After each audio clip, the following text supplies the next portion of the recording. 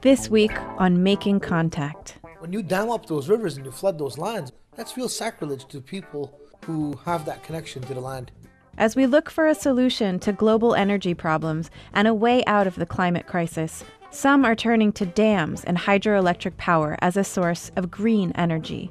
But at what cost? What is green about projects that displace people, that inundate fertile floodplains? What's sustainable about removing people from their homelands and pushing them into the margins of industrial economies? On this edition, we'll take a closer look at the damage caused by hydroelectric power projects, and we'll visit a community trying to keep their culture and homeland free from the destructive influence of river dams. I'm Jen Sheehan, and this is Making Contact, a program connecting people, vital ideas, and important information.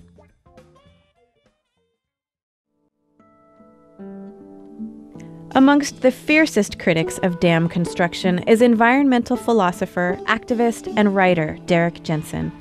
Jensen is author or co-author of more than 20 books, including Endgame, A Language Older Than Words, and Dreams. Making Contact reached him by phone at his home in Crescent City, California. We started with a simple question. What's so bad about dams? We, in this culture, generally misdefine rivers. We generally perceive them as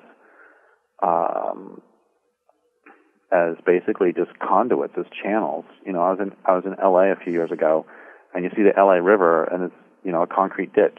It's not a ditch. It's a concrete highway for water. This is not a river, because a river actually includes the soil. It includes the mist. It includes the trees next to the river. It includes the fish who live in the river.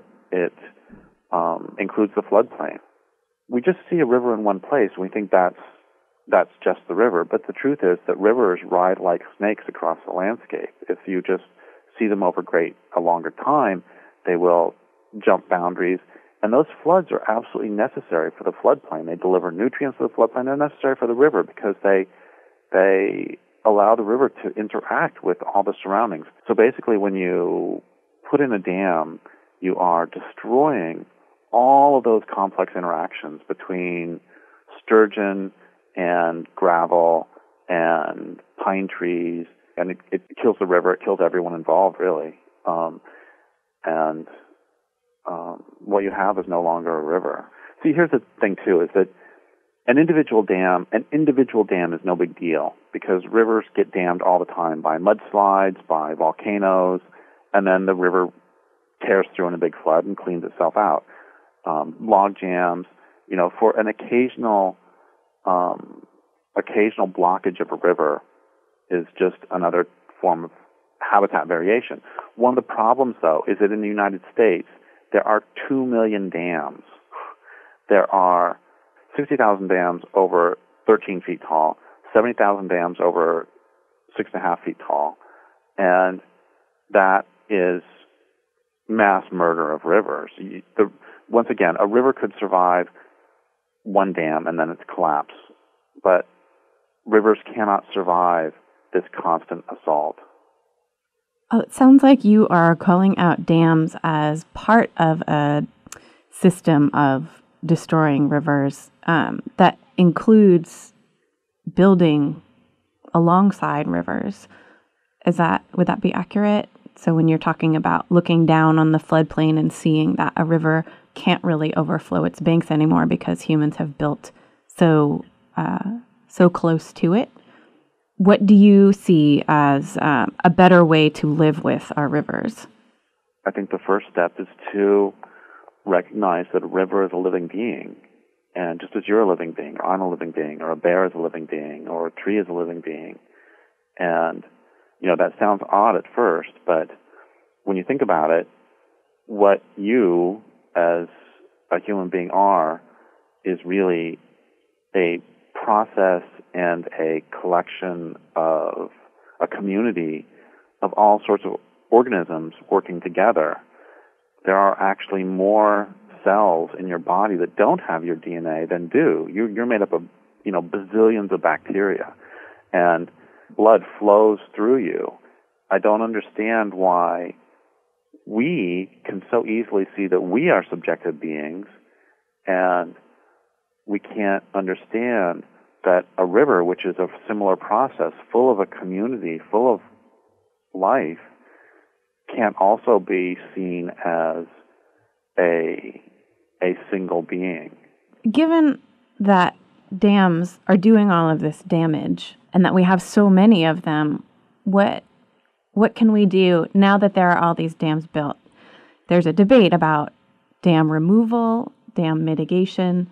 Isn't a lot of the damage already done, and would it not be more harm than good to remove them now that they're there? Okay, I said there's 70,000 dams over 6.5 feet tall, and that's a lot of dams, and that's in the United States alone. And dams are still being built around the world, of course. And if we only put out one dam per day of those 70,000 dams, that would take 200 years to remove all those dams. And salmon don't have that time, and sturgeon don't have that time. And so dams need to be removed, and they need to be removed quickly.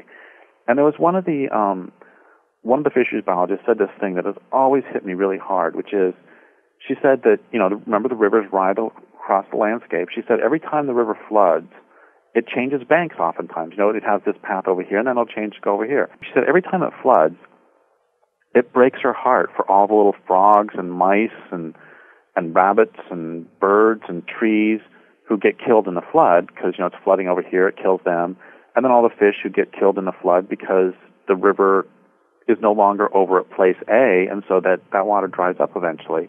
So she said it breaks her heart every time it does that, but at the same time, it's creating new habitat, and this is what the river does. And so she had this beautiful, beautiful phrase, which was, it's short-term habitat loss, long-term habitat gain.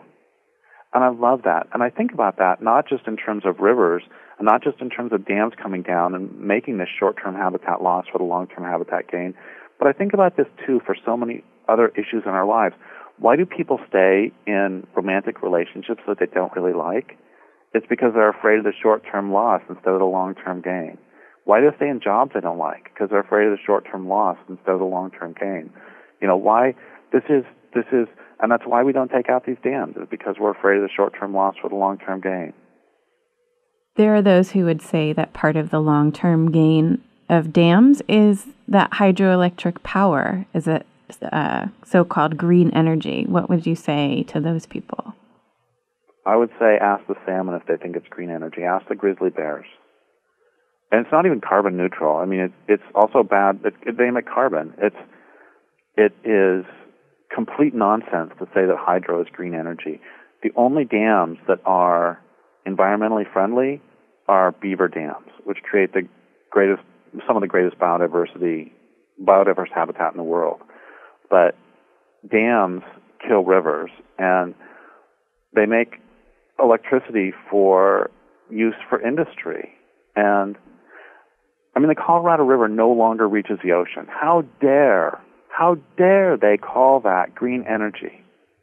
That is obscene. It's completely obscene to call it green energy when the Colorado River doesn't reach the ocean. And then beyond that, so many indigenous people say that the first and most important thing we have to do is to decolonize our hearts and minds. And what that means to me, and what they've said to me, is that we need to recognize that dams aren't good. That dams are evil, and they murder rivers.